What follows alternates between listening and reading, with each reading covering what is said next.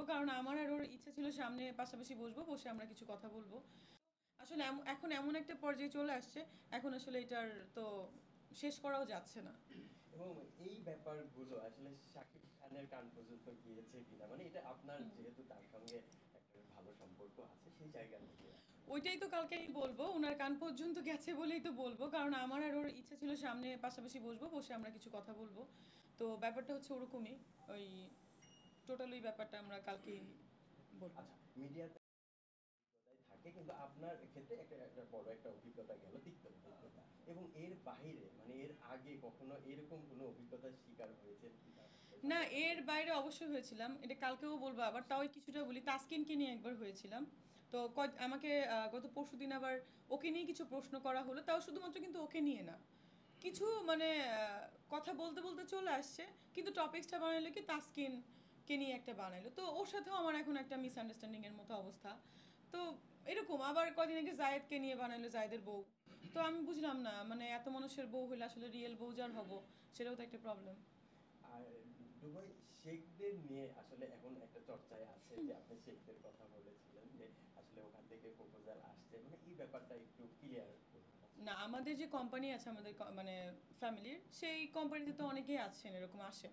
তো আমি তখন বললাম যে আমি যদি, ইনারা কি দোষ করলো?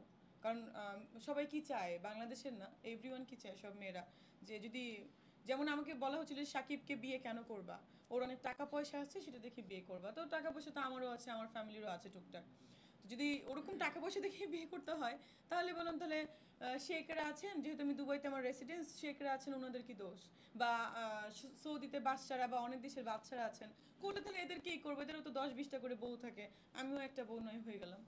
That's the thing. আপনি আপনি অভিনয় করছেন, পাশাপাশি আপনি ডক্টর, বাইরেও আপনি একজন প্রোডিউসার বলা হুম। যায়, এবং প্রোডাকশন হাউস, আপনার নিজস্ব প্রোডাকশন হাউস আছে। এবং অনেকে এটা আসলে জানে না, কিন্তু আপনার প্রোডাকশন হাউস দিয়ে আসলে সামনে কোনো পরিকল্পনা আছে কিনা?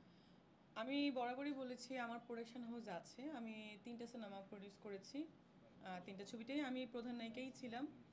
তো সেই ছবিতে আমি আর একটা কথা বলি, সেই ছবিতে যে বিনিয়োগগুলো করা হয়েছিল, ইনভেস্টগুলো, আমার বাইরের ইনভেস্টর ছিল, ফাইন্যান্সার যাকে বলে, ফাইন্যান্সার নিয়ে আমি সিনেমাগুলো করেছিলাম। এবং কিছু টাইটেল মানে কিছু স্পন্সারও ছিল, আপনারা দেখতে পারবেন আমার প্রতিটা সিনেমার নিচে অনেকগুলো লোগো থাকে, সবাই স্পন্সার করেছে আমাকে।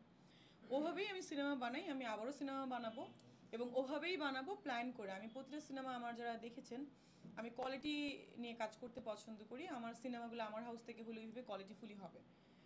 এটাই আবারও আমি প্ল্যান করছি, আমি করব, বাট আমার এখন 4টা সিনেমা আমার বাইরের হাউসের।